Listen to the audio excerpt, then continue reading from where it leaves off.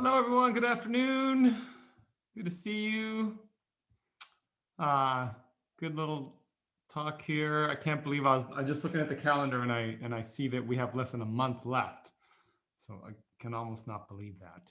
But we have survived, right? It was a crazy year, tough year, but we've survived, and I do think we will be in person in the fall.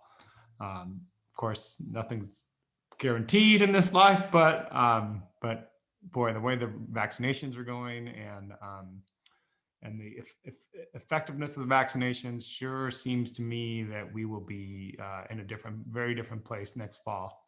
So let's hope. Let's hope. And I think it's more than hope. I think we can. I think it's going to happen.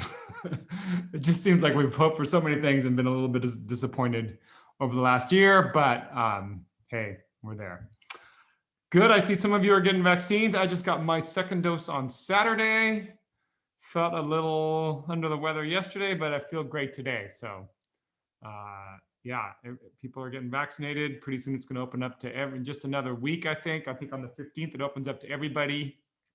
And just make sure, get out there and get your vaccine as soon as you can, right? That's the most important thing.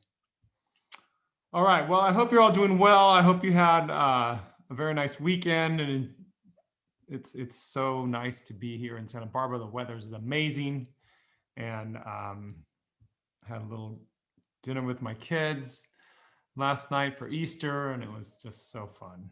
So. Okay, we are in the middle of, well, actually kind of at the end of the thermodynamics chapter, and we're going to continue that. Just to know what's coming up here, right? We have one last exam, which is on schedule to be on Thursday, April 29th.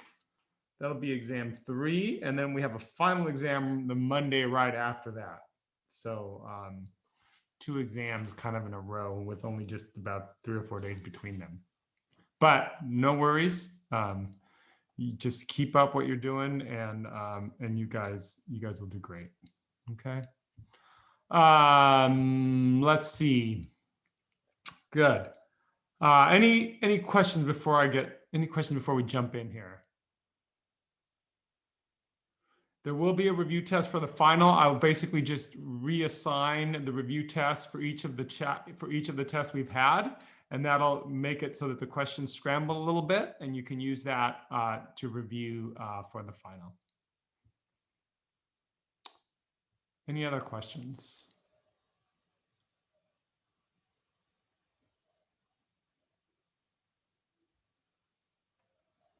Okay. I don't see any more, so let's go ahead and get going here. So remember, we're in the thermodynamics chapter. Just as a little bit of a review here, remember the criterion for spontaneity, right? We want to be able to determine if a particular process is going to happen. And that criteria is that the change in entropy for the universe must be positive, right?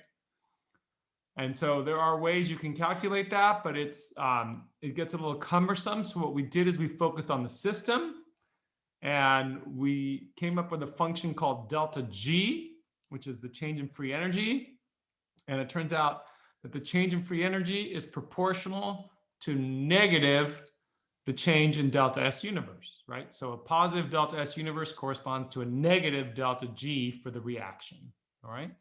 And we know that delta G is equal to delta H for the reaction minus T delta S, right?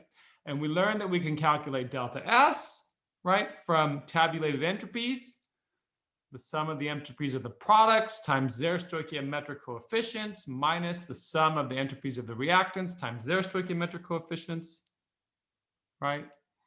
And then we learned from last semester, or we reviewed from last semester, we can calculate delta H reaction in a similar way, right? The sum of the enthalpies of formation of the products times their stoichiometric coefficients minus the sum of the entropies of the reactants times their stoichiometric coefficients, right? Doesn't really roll off the tongue, but it is the formula for calculating these things, all right? And then we can always find these two things and then plug into this equation, right, to get delta G. This way of calculating delta G allows us to calculate delta G at temperatures other than 25 degrees Celsius, all right? We calculate delta H and delta S at 25 degrees Celsius, then plug it into this equation, plug in the temperature that we want, and then we get delta G at that temperature, okay? It's a little bit of an estimate. It's not exactly completely correct every single time, but it's good enough, all right? And we can get delta G at different temperatures using this equation. If we're calculating delta G at 25 degrees Celsius, we can use tabulated free energies of formation directly, all right? In which case, we just look at the free energies of formation of the products times their stoichiometric coefficients, sum those up, minus the sum of the free energies of formation of the reactants times their stoichiometric coefficients, right? And we can get delta G directly, okay? In your appendix in your book, you'll find a table, right, that has a bunch of different elements and compounds, and you'll find entries for enthalpies of formation, free energies of formation, and absolute entropies, right? And you looked all that stuff up. You don't have to memorize anything from this table. I'll give you any of these values that you'll need for the exam, okay? So that's kind of where we are up to now. Are there any questions about any of this?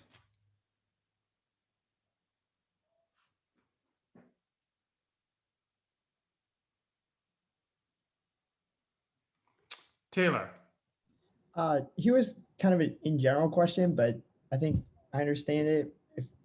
If I ask this, so all the values, like the units that we use, are like kilojoules and or joules per degree Kelvin. Yeah. There's no moles in them, even though on the table there is. Is that because of the stoichiometric coefficients? Yeah, there is moles in the table, and those moles cancel because the stoichiometric coefficients are in moles. Okay. So that's what cancels with those moles.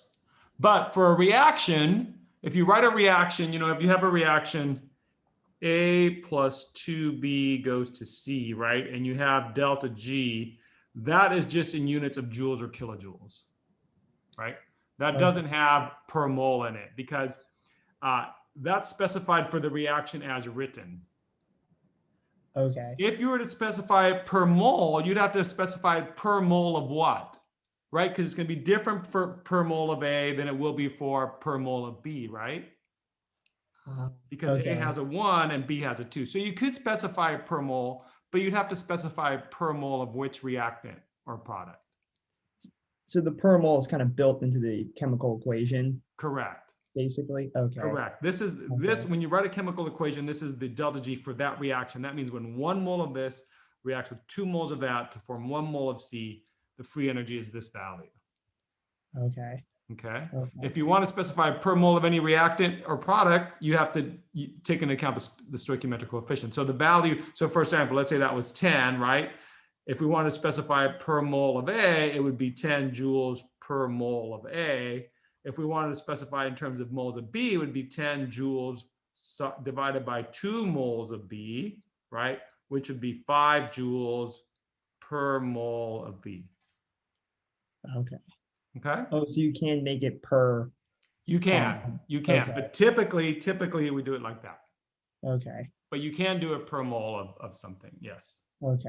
Yep. And does that come from the table? Like if you did that, like if would be equal to that on the table? Oh, wait, maybe. The table is per mole of that substance, but when you multiply, when you plug these numbers into these equations, right? The stoichiometric coefficients are in there, right? So the per moles cancel out. Okay. Okay. All right. Yeah. That makes sense. Yeah. I was just like kind of curious from like a experiment perspective. Yeah. Yeah. No, that's a good question. Okay.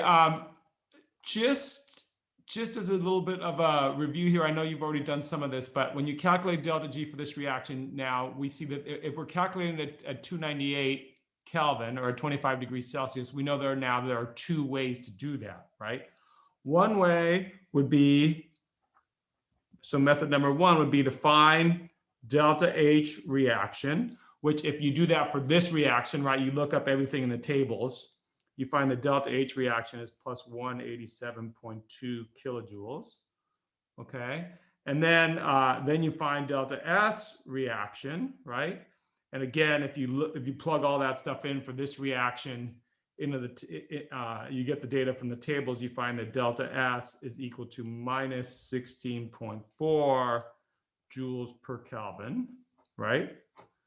And once you have both of those values, right, then you just say delta G is equal to delta H minus T delta S, right? And if we plug that in, we get, remember, always be careful with your units, right? Because delta H's are often in kilojoules, delta S are often in joules, right? So you're going to do something like this, 187.2 times 10 to the third joules minus the temperature. In this case, it's 298. We're doing it at 298 Kelvin.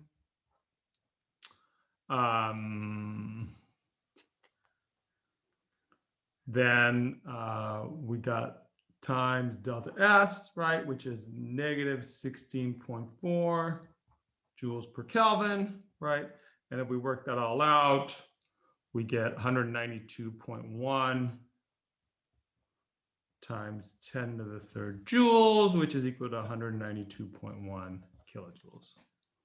All right, so that's, you get delta H, you get delta S, and you get delta G. The second way to do it, right, is just to look up the delta G's directly in the appendices, right? So you use these values and you do the products minus the reactants, right? And if you do it that way, you will get a value of delta G naught is equal to plus 192.2 kilojoules, right? So you see that the values are very, very close, okay? No matter which way you do it. Now, again, this only applies at 298, right? If you wanted to do it at temperature other than 298, you got to do it this way, right? And what you do is you just change the temperature right there. Okay? Is that clear? Does that make sense to everyone?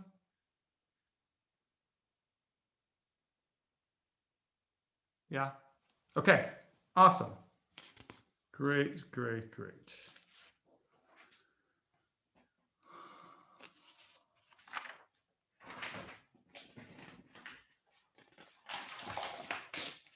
All right, let's move on.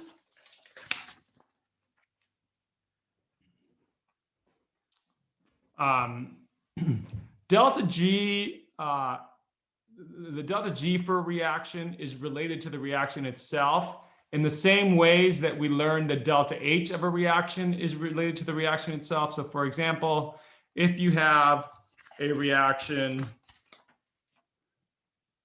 A goes to B, right? And you know delta G for that reaction. I'm not going to put a value there. And then you multiply this by 2, right? By 2, then you would get 2A goes to 2B, right? And that's just going to be, and let's call this delta G1, and this would just be delta G, 2 times delta G1, right? So if the amounts of material, if you multiply a reaction by a factor, just multiply delta G by the same factor. Remember that from delta H's as well. It's the same kind of relationship. And then similarly, if a reaction is reversed, right? So if you know A goes to B and you know delta G, right? Then if you have B goes to A, that's just equal to minus delta G, right? You just change the sign. Okay? And then lastly, if you have a reaction A goes to B and B goes to C, and you know delta G1 and you know delta G2, since these sum to an overall reaction, then delta G3 is just equal to delta G1 plus delta G2, right? Same kind of little laws that we learned last time when we looked at enthalpies of reaction last semester, right? Okay, so the same things apply to the free energies in this case, okay? By the way, this is why a lot of times you can make a non-spontaneous reaction spontaneous by coupling it to another reaction. So for example, water can be decomposed into hydrogen plus oxygen, right? But that has a positive delta G naught. Okay, so that reaction is not spontaneous. Now, hydrogen would be a great fuel source for things like fuel cells, right? And you may have heard of fuel cell cars, right? A fuel cell car runs on hydrogen, combines with oxygen, produces electricity, and then just has water as a byproduct, right? So if you have this reaction, you can actually make hydrogen from water, but you have to couple it to another reaction that has a very negative delta G, right? So that means that if you react water with carbon monoxide, you can get hydrogen and CO2. So you couple these two reactions and you take a reaction that was non-spontaneous and now you make it spontaneous, right? Yes, all these laws work for, these same manipulations work for delta S as well as delta G as well as delta H, okay? All right.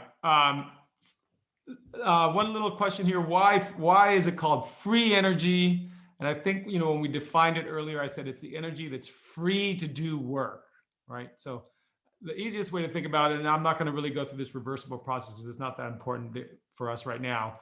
The important thing to realize is that, with any process, you sort of have to pay the universe some dispersion of energy, right? That's kind of what the second law says, that ultimately every process is spontaneous. You sort of need to pay a heat tax on it, right? There's a heat tax on every process that the universe takes in order for that process to happen. So it's called free energy because delta G represents the energy that's free to do work after you've paid the heat tax, basically, right? So it's the difference between sort of, when you have a job, you have some gross pay, right? And you have some take-home pay. So the gross pay is kind of like the total amount of energy that a reaction might produce. The net pay is the free energy. It's the energy that you can actually use. All right. So that's why it's called free energy. It's not that it doesn't cost anything. It's that it's the energy that's available or free to do work. Okay, great. So far we've learned about delta G naught, and we've kept that little knot up. Well, these don't have it, but we've been using delta G naught because that means standard states, right? So if you remember, we've talked about this a little bit. Did we talk about this last semester? We defined it, but we didn't really look at non-standard conditions, right? So non-standard conditions would be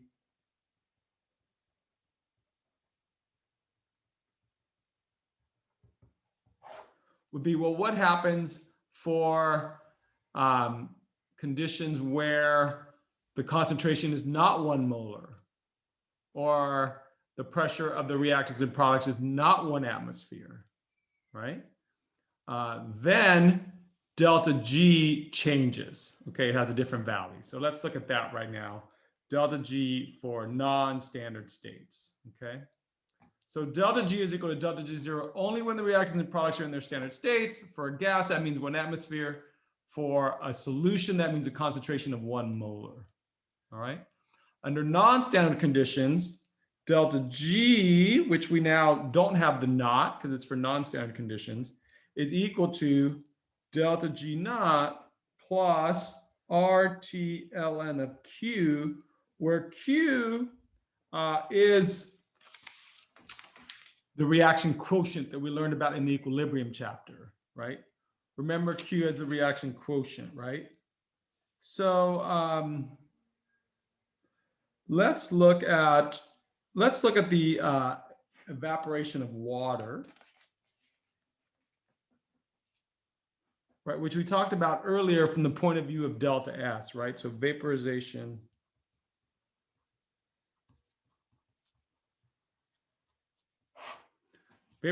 of water, right? So the reaction is just this. H2O liquid goes to H2O gas, right? Remember from our equilibrium chapter that Q for this reaction, if we do it in terms of P, QP, is equal to the partial pressure of H2O. That's it, right? Because liquids don't go into the equilibrium expression and they don't go into Q, right? So under standard conditions, so let's look at this under 3 conditions. 1, standard conditions. Standard conditions, of course, pH2O is equal to what? When this is in its standard state, what's its partial pressure? 1 atmosphere. Correct. 1 atmosphere, right? Under standard conditions, the partial pressure is 1 atmosphere. So delta G reaction is equal to delta G naught reaction plus RT-ln of 1, right? Because Q is 1. So what's the log of 1?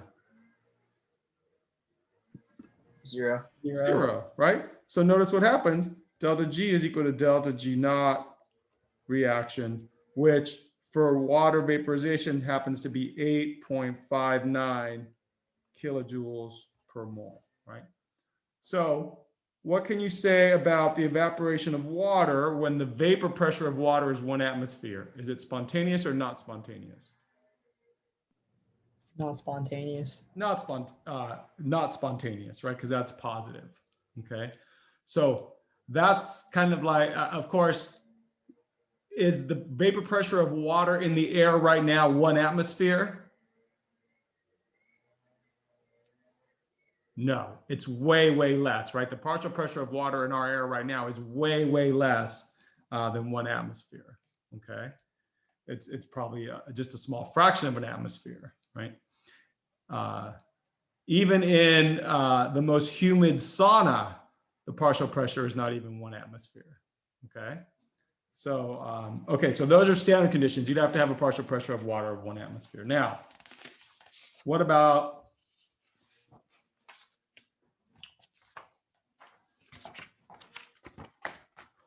equilibrium conditions?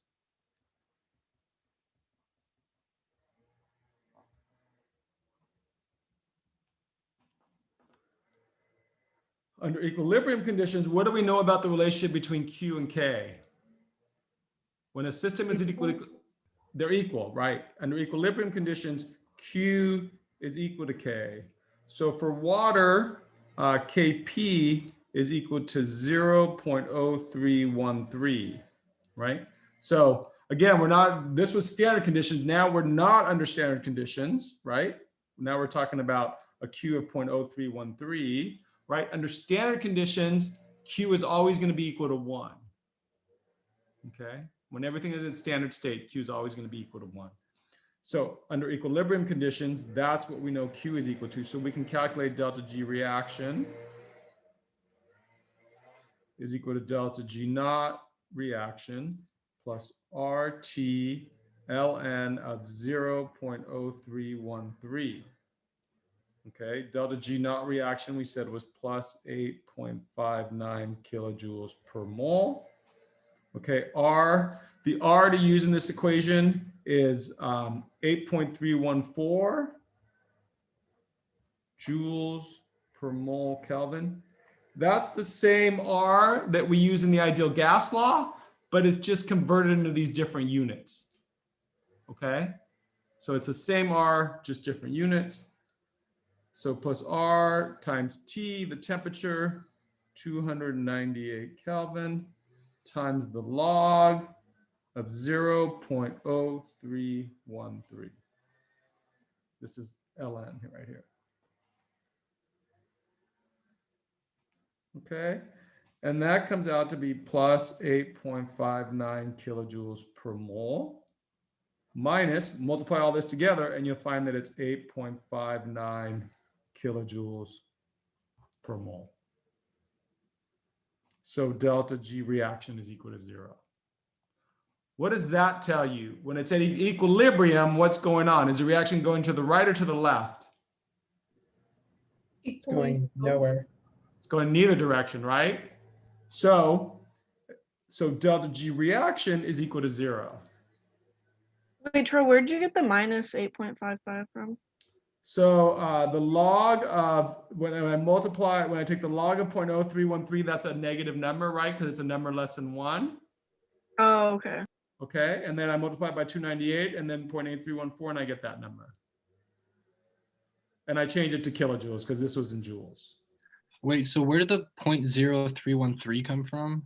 That's what Q is when water is in equilibrium with its vapor. Okay. In other words, this represents the vapor pressure of water.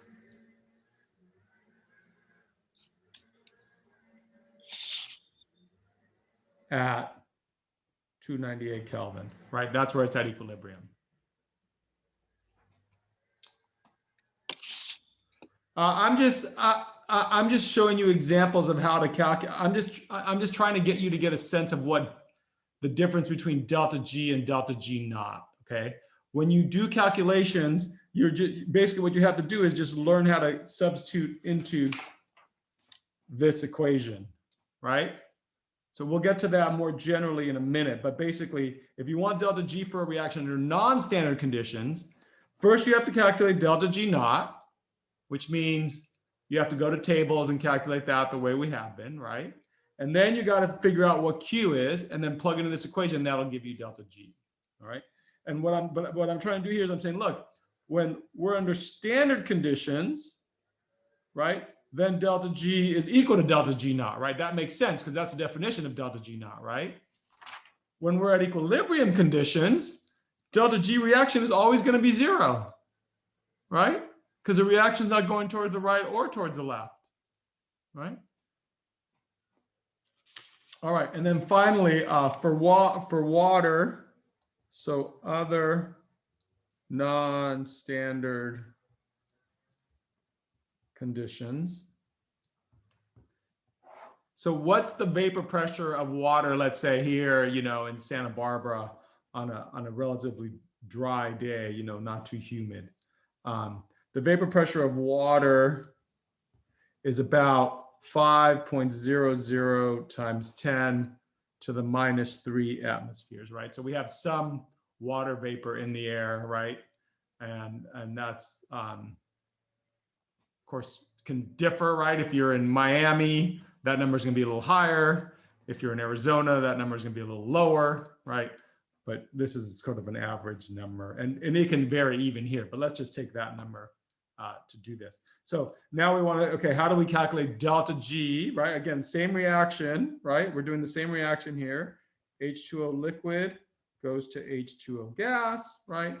We're going to substitute into this equation. Delta G reaction is equal to delta G0 reaction plus RT ln of, now in this case, right, it's going to be 5.00 times 10 to the -3 atmospheres, right? So we're going to get plus 8.59 kilojoules plus R 8.314 joules per mole Kelvin, right? Times the temperature, which is 298 Kelvin, right? Times the log of 5.00 times 10 to the -3. Now, again, this is the number less than 1, right? So what the log of a number less than 1 is going to be negative, right?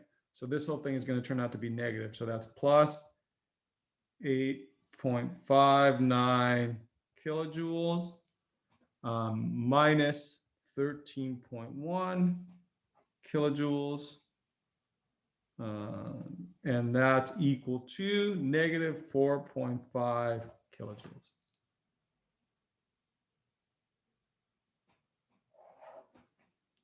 So when we spill water on the table here in Santa Barbara, or really in any place except for maybe a steam room, right? What happens to the water?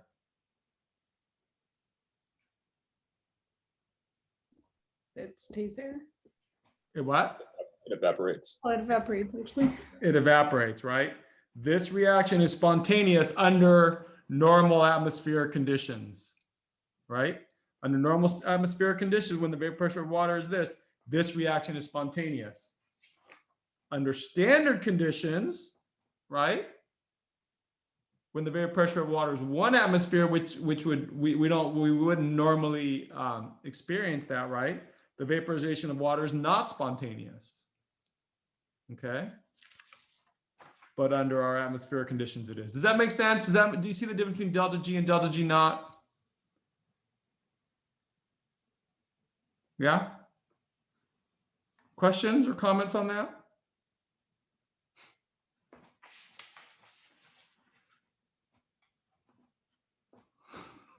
Sorry, just to make it clear, Nice. delta G is under standard.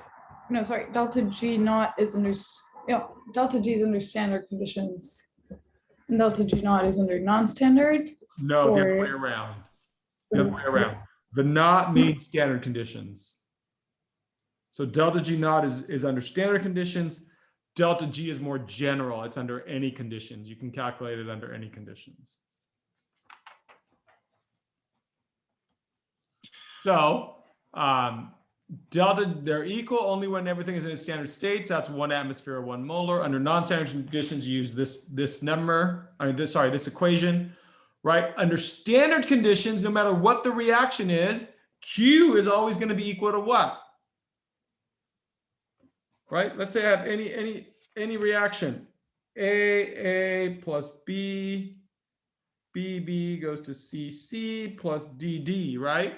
Q for any reaction, like general reaction like this, right, is D to the D, sorry, C to the C, D to the D, A to the A, B to the B, right?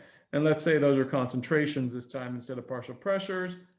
But under standard conditions, what's the value of all these things? 1, right? The value is 1. So it's 1 raised to whatever power times 1 divided by 1 divided by 1. So Q is always at, so under standard conditions, right? Q is equal to 1. Right? And if Q is equal to 1, then when I plug into this equation, right, the log of Q is what? 0. 0, right? Which means that delta G is equal to delta G naught. Okay?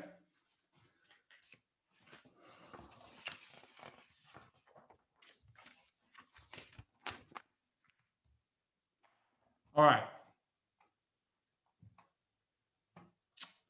Let's look at another reaction. Okay, so here is a reaction. Nitrogen plus hydrogen goes to 2NH3.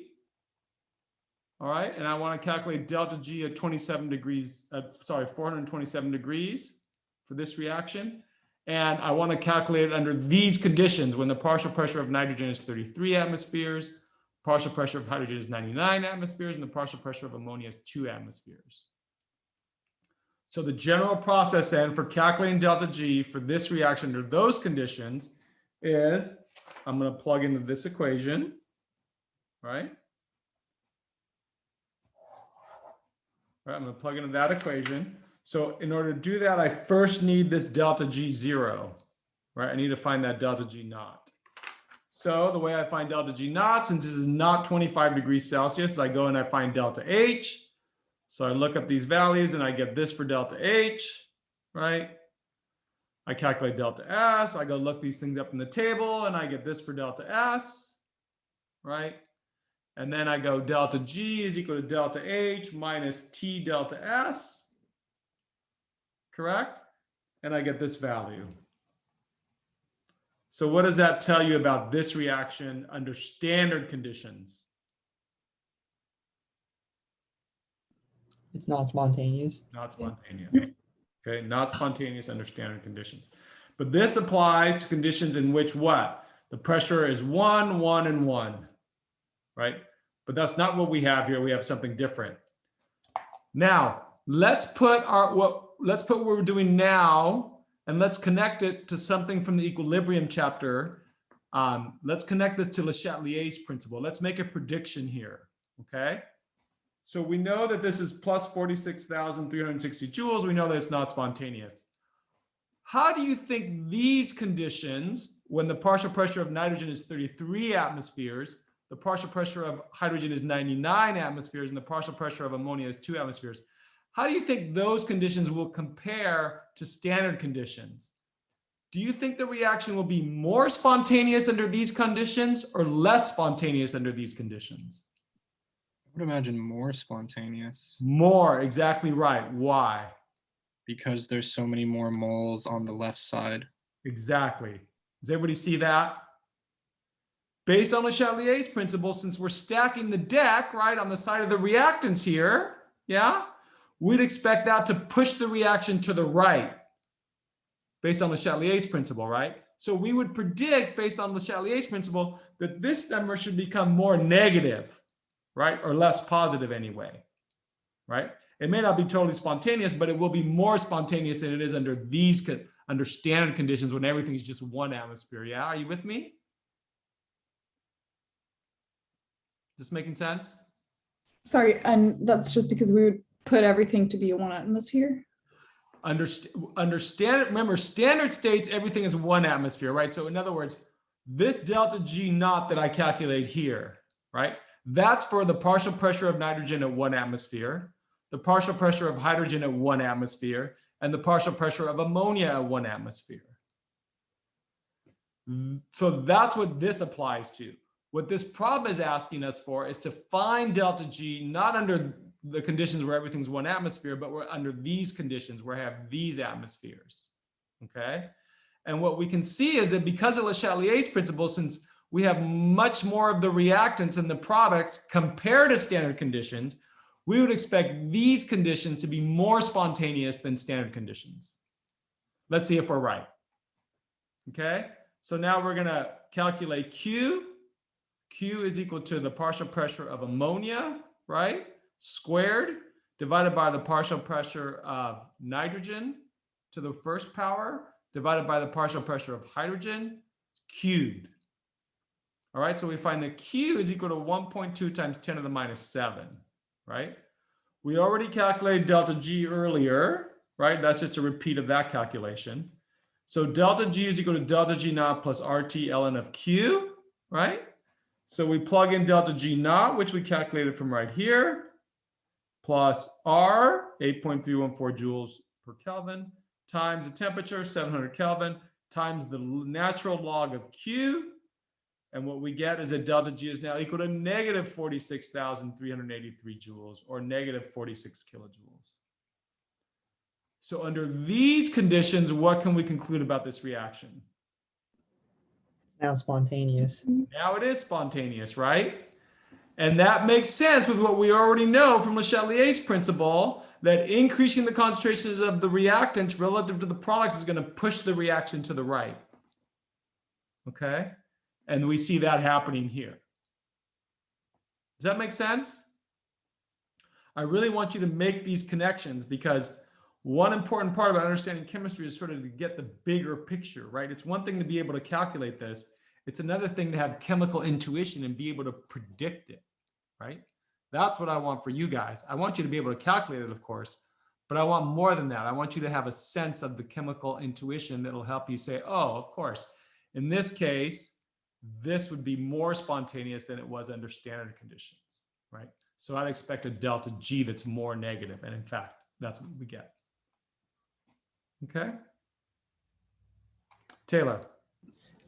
So Le Chatelier's principle, like the idea behind it, is a good guideline for this. So seeing if it's could be spontaneous or could not be spontaneous. Le Chatelier's principle is really a direct result of this. This is the thermodynamics or the physics that determines spontaneity, right?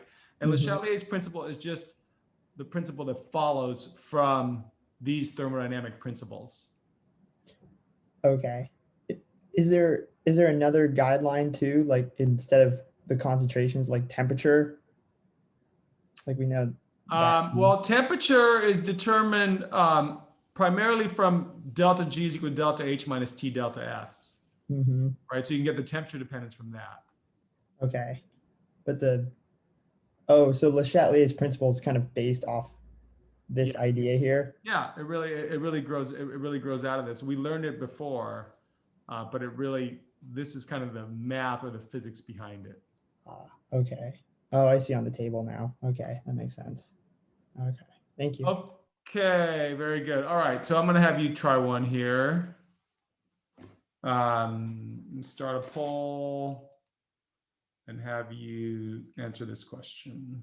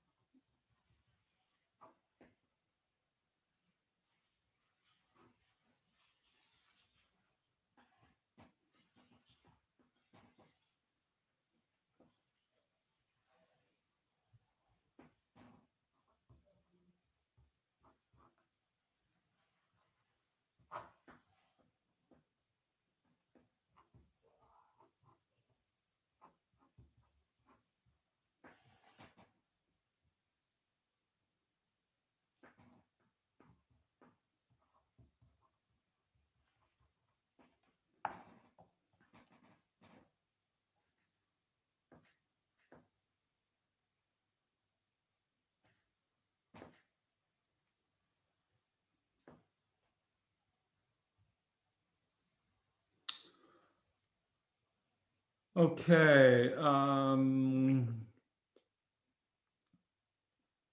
Got to be careful with your units. Some of you are making a unit error, I think.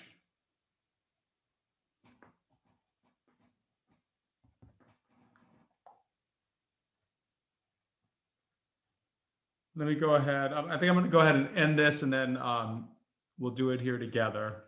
Again, I think some of you are making a unit error. This is what the results look like, but the right answer is E.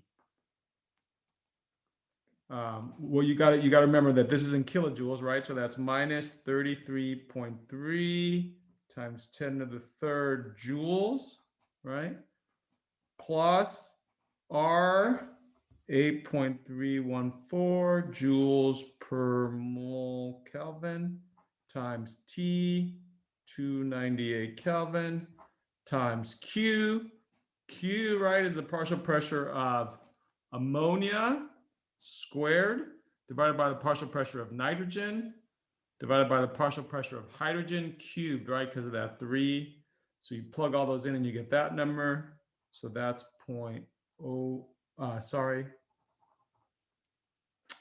ln of 0.0543, right?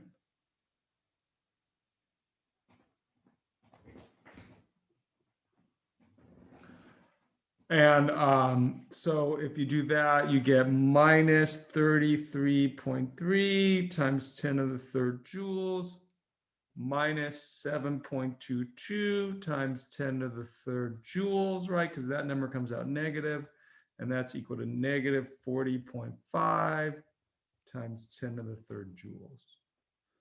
So under these conditions, right, is the reaction more spontaneous or less spontaneous than it was under standard conditions? More spontaneous. More spontaneous, right? Because the number is more negative. Does that make sense? Let's look. Remember, standard conditions would be 1 atmosphere, 1 atmosphere, 1 atmosphere.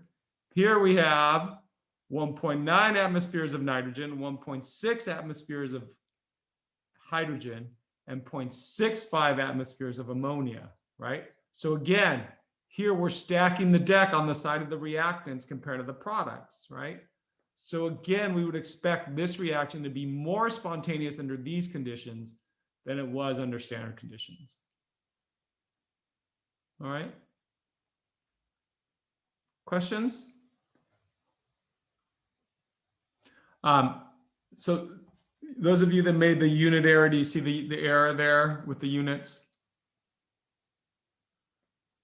You got to be careful, right? This was given in kilojoules. You got to convert that to joules, right? Because you have to have this in joules and that in joules. All right, good. All right, one other thing here, one last thing, free energy and equilibrium. We know that delta G is equal to delta G naught plus RT ln of Q, right? That's the equation we've been working with. We also know that at equilibrium, we know 2 things. What's Q equal to at equilibrium? It's equal to K. Q is equal to K. And what's delta G equal to at equilibrium? 0? 0. Yeah. So if we go back to this equation, right, and we say, okay, delta G is equal to delta G naught plus RT ln of Q, and we make those substitutions, right? We say 0 is equal to delta G naught plus RT ln of K. And this gives us a relationship between delta G naught and our equilibrium constant, which makes perfect sense, right? Remember, I said when we were learning about equilibrium that K tells us how far a reaction goes, but it doesn't tell us why, right? The reason reactions go as far as they do is due to free energy, right? It's due to entropy. Now we know why. So it makes sense that delta G naught is related to K, right? All right, let's see how this works. let's estimate the equilibrium constant for the following reaction at 427. Okay, so again, here's our reaction. We can find delta H, we can find delta S, so we can find delta G naught. Okay, for these conditions that we looked at earlier, delta G naught was positive, right? So from that, then we can get K, right? We could just plug into this equation, and we get that. Let's see, do I have enough room here? I think so. Plug in delta G naught plus 46,400 joules is equal to minus R 8.314 joules per Kelvin times T 700 Kelvin, right, is the temperature we're working with here. 427 C is 700 Kelvin times the log of K, right? So in this case, right, we see that we can get K from delta G naught, right? So we solve this equation for K. We find that log of K is equal to minus 7.97.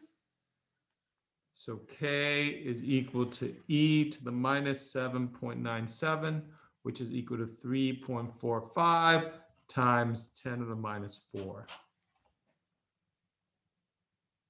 Okay.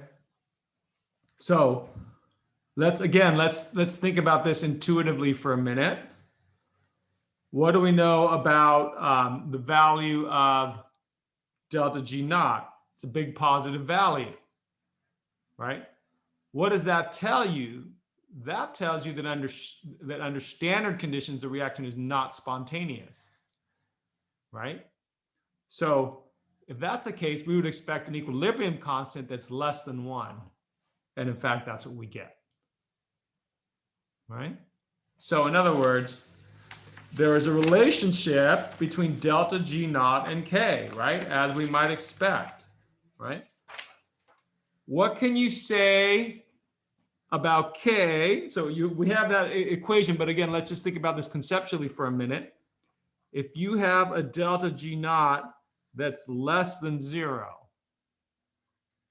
so you have a negative delta G naught, what can you tell, what does that imply about K?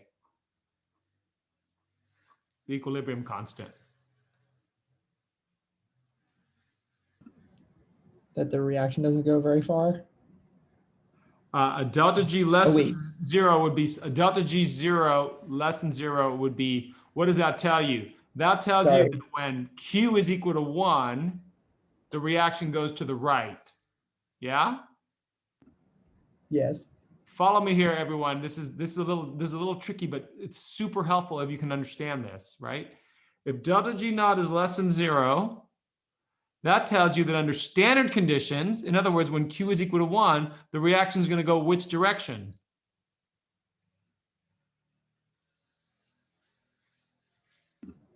Non. Which way? No direction. Like Which, it's in equilibrium. so one more time. Towards products? What? Yes, towards the products, correct. Okay, here's the line of thinking. Delta G less than 0, right? Non-spontaneous when Q equals 1, right? That's what that tells you. So if it's non-spontaneous when Q is equal to 1, sorry, spontaneous when Q is equal to 1. Delta G less than, start that over. Just rewind.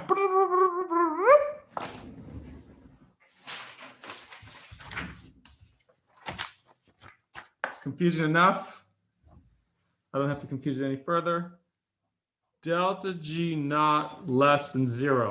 What does that tell us? That tells us spontaneous when Q equals 1, right?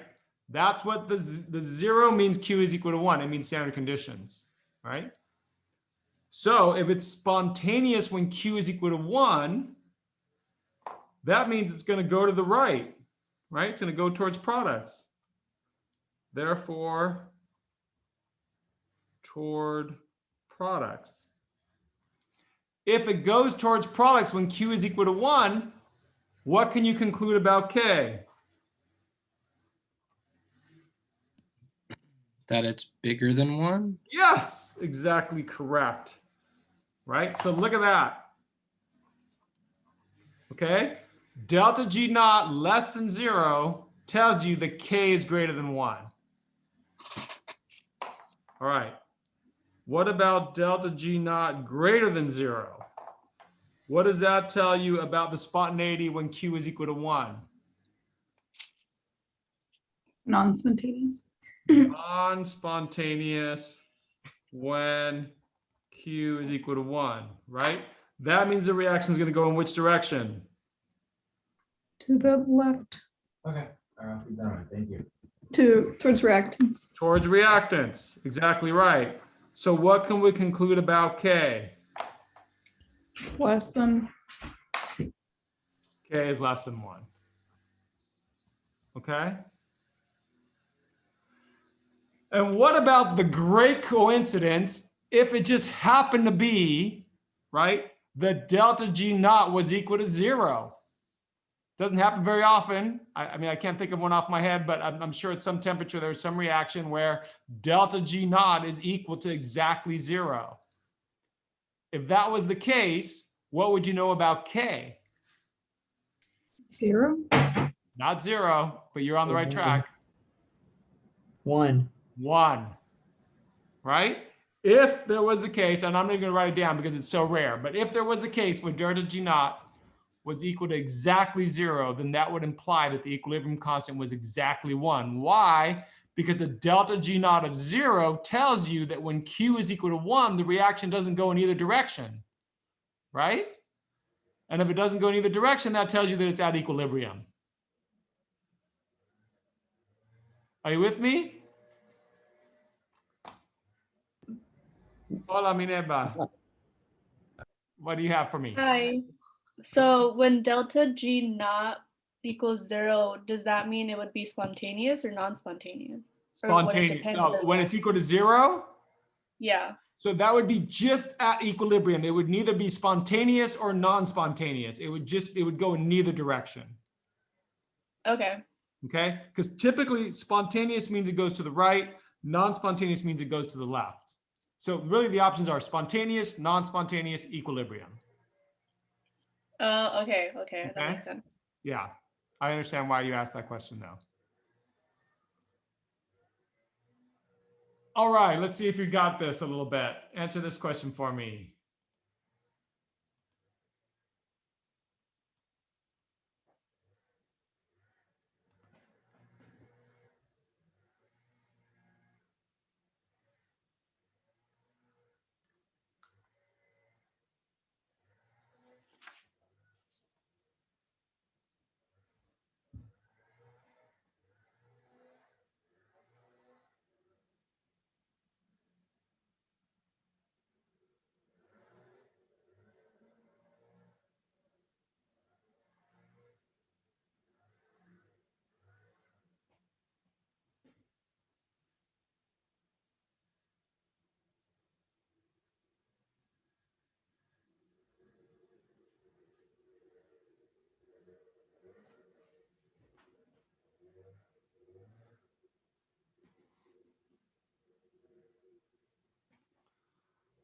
All right, that's what I like to see. So happy.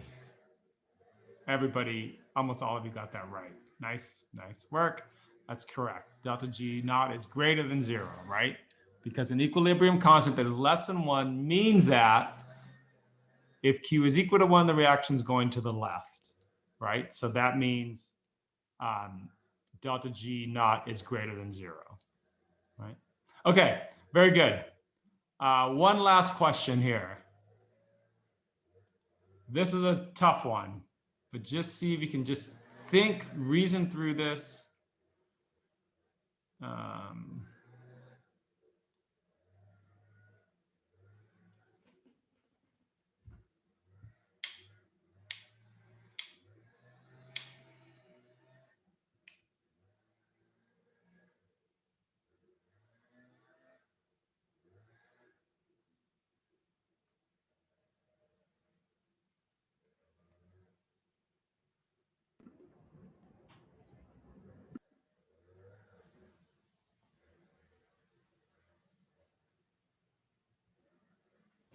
There's no poll? Are you guys seeing the, oh, okay, wait, sorry, I guess. Can you see the poll? I cannot. Oh, How about now? okay. Now we're good. Okay, sorry about that. No problem.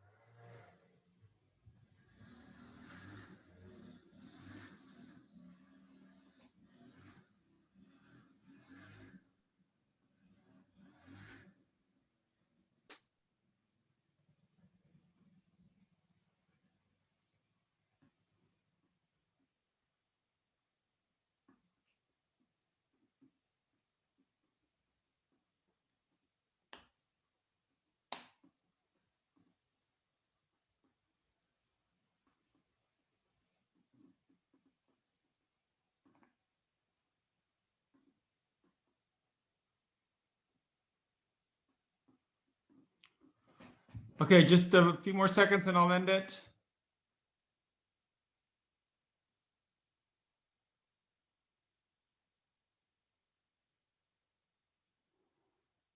All right, so the right answer was B, and look at that. Most of you got B as well. This one, probably the best way to address it is just to think about these individually, right? If delta, if you have a reaction that's spontaneous under certain conditions, then what do you know about delta G, right? What's it?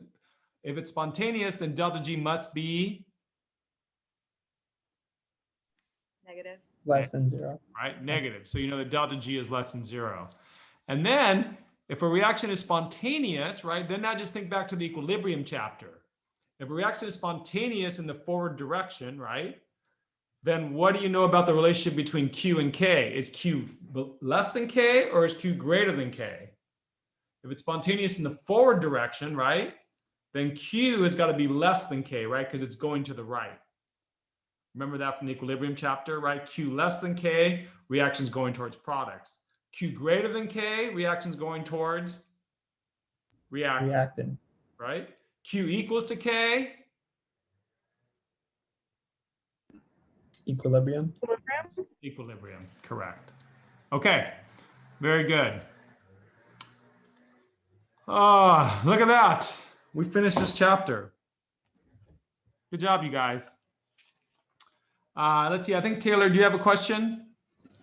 Yeah, I think you can probably wait until class if you're going to go into the next chapter. Okay, yeah, let me just, I just want to do the next chapter because you're going to cover it in lab today and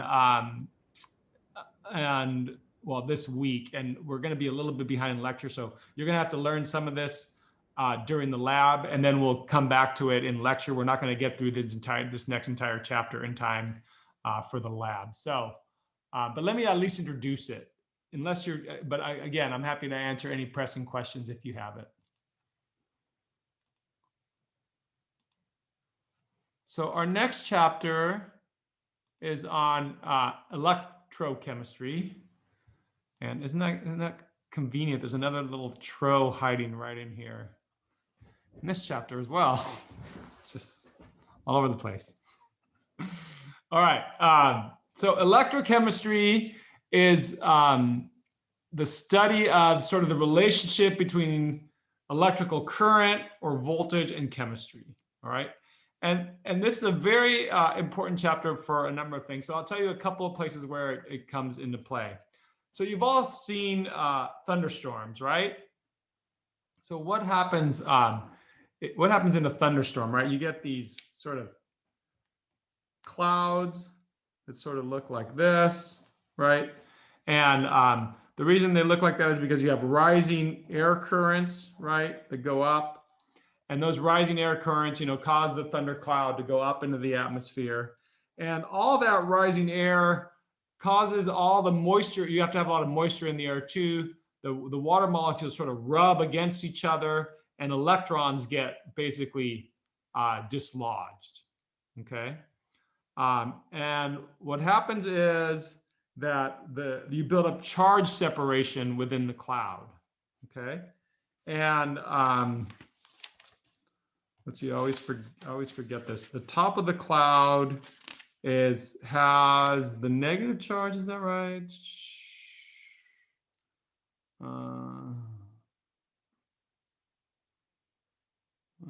Yeah, the negative, okay, so sorry. Negative charges build up on the top, on the bottom, and positive charges build up on the top. Let me just make sure that's right. Negative charge, yeah. And that charge separation is sort of like what happens if you ever like walked across, you guys are making me laugh. I do not believe in God, I believe in science. You guys watch Nacho Libre? Oh my gosh, that's the best movie. I love that movie. How does that one line? These are my leisure pants. Anyway, all right. If you haven't seen Nacho Libre, you got to see that movie. It's amazing. All right. So what happens? You get this charge separation in the cloud, and charge separation wants to equalize, right? When you have negative charge separated from positive charge, it wants to equalize. This is the same thing that happens when you walk across a carpet on a dry day, right? You basically rub electrons off the carpet, they accumulate in you. You touch ground, right? And you get a little shock, right? Because that charge separation wants to equalize. So you get this huge charge separation in the thundercloud, and eventually it equalizes. Killing me. It equalizes with a big, let me borrow some sweats. Oh boy, what time is it? Okay, we got 10 more minutes. It equalizes with a big bolt of lightning, right? And what happens is that the air actually breaks down and it forms a conductive path, and that conductive path results in the lightning. All right. Sometimes if you have two clouds next to each other, right, you can get lightning from one cloud to another. That's called cloud-to-cloud lightning, right? And then sometimes if the thunderclouds are close enough to the ground, you can get lightning from the cloud to the ground, right? So all those kinds of lightning and thunder all exist. My drawings are awful. I apologize for them. I'll take them off right now. But the bottom line is that when you have charge separation, that charge wants to equalize. Same thing happens in a battery, but what creates a charge separation in a battery is a chemical reaction, okay? So a chemical reaction creates a charge separation so that when you have a battery, right, you have a positive end and a negative side of the battery. And that is because there's a chemical reaction going on in there that creates a charge separation, all right? So that means you have a lot of electrons building up down here, right? And a lot of positive charges building up here, right? So if you attach a wire from here to here and you put something like a light bulb in it or something like that, right? What's going to happen? The electrons are going to flow from the negative to the positive, right? And that's how a battery works, okay? And it's a chemical reaction, right, that creates the charge separation. Well, remember from last semester, we talked about certain kinds of chemical reactions that involve the transfer of electrons, right? Do you remember what those reactions were called? Redox? Redox reactions, okay? So this chapter is going to be about redox reactions and the creation of electrical current and voltage from redox reactions. Okay, that's the idea. Now, let's just look at a redox reaction just occurring in a beaker, right? So zinc, if you combine zinc and copper 2+ together, there will be a redox reaction between them, all right? the zinc will give up electrons to the copper ion. So what's happening here, here's the strip of zinc. Here's your solution. It has copper ions in it, right? Cu2 plus.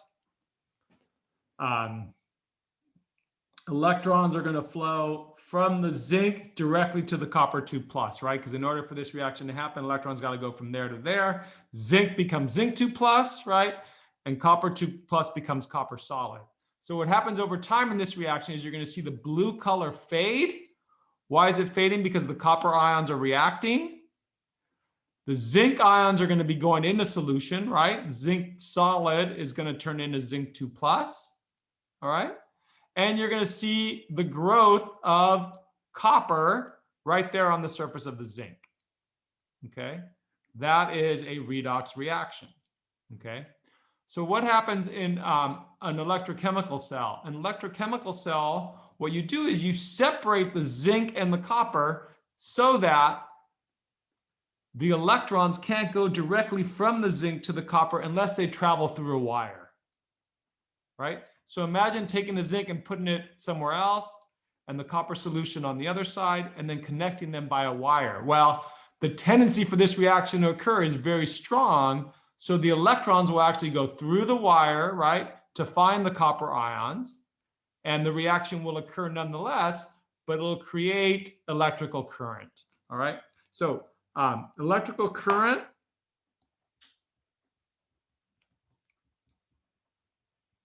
is just the flow of electrical charge, right? So normally I think of electrical current as electrons flowing through a wire, right? So you can get electrons flowing through a wire. That's basically electrical current. Sophia, you have a question? When you do the cell, why does it start? Why does it go from the negative to the positive end? Like, how does it start? On that? Because, well, again, if you think of electrical current as the flow of electrons, right? Electrons have negative charge, so they're going to leave the negative end because they're repulsed by other negative charge, and they're attracted to the positive charge. Okay, that makes sense. So the electrons are always going to flow. If you're tracking electron flow, it's always going to be from the negative terminal of the battery to the positive terminal of the battery. All right. Yeah. So in this case, the zinc is turning to zinc 2 plus, but the electrons are going from the zinc to the copper. So you can sort of think of the zinc as having a built-up negative charge and the copper having sort of a built-up positive charge, and that's what causes the electrons to go over. Okay. All right. We don't really have time to jump into balancing redox equations, so I think I'm going to have to stop. Review the definition of oxidation state from last semester, okay? Because that's where we'll start our lecture on Wednesday. We'll look at oxidation state and we'll look at balancing redox reactions. You guys are so bad. And part of your homework assignment this week is to watch Nacho Libre. All right. Thanks, everyone. Thank you for your attention. Thanks for your hard work. And we'll see you when? On Wednesday. Okay. See you all on Wednesday. I'll stick around in case there's more questions, but otherwise you're dismissed. Have a great day. Thanks for all the fun.